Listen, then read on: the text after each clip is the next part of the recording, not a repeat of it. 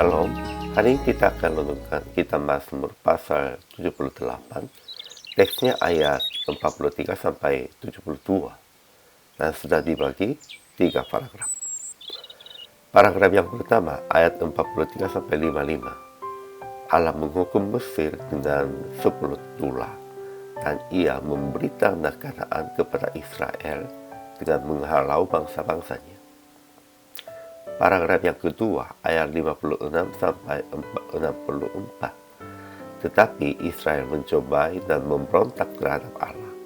Mereka murtad dan berkhianat seperti nenek moyang mereka. Jadi Allah menolak Israel. Paragraf yang ketiga, ayat 65 sampai 72. Akhirnya Allah menolak Kemah Yusuf dan suku Efraim, hanya memilih Daud. Ia menggembalakan mereka dengan ketulusan hatinya. Kesimpulannya, pemazmur menulis tentang bimbingan Tuhan. Ia menghukum Mesir dengan 10 tulah. Tentara Mesir mati di dalam laut, dan Tuhan membimbing Israel sampai tanah Kanaan dan membagi tanah sebagai milik pusaka dengan tali pengukur. Tetapi bangsa Israel tetap mencobai dan memberontak terhadap Allah seperti nenek moyang mereka, dan menyakiti hati Tuhan dengan bukit-bukit pengorbanan mereka, dengan membuat patung-patung berhala, sehingga Tuhan membuang kediamannya di Shilo dan orang Israel jatuh dalam tangan lawan. Namun Tuhan bangkit lagi dan memukul mundur lawannya.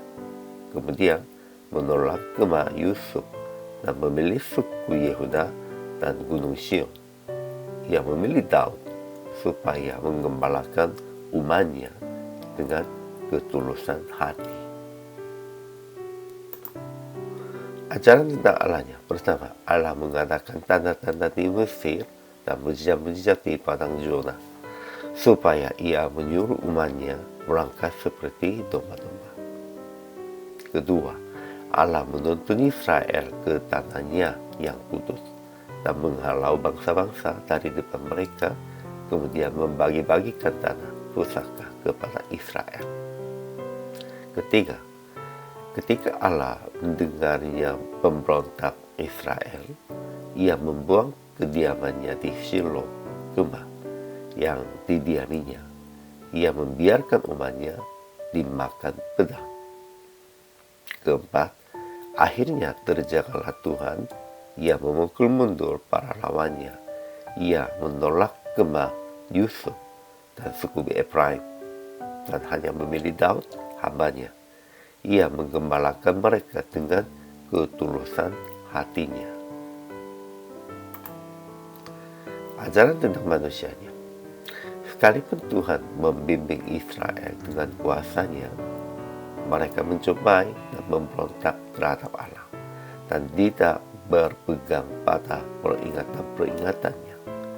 Mereka murtad dan berkhianat seperti nenek moyang mereka, berubah seperti busur yang memperdaya.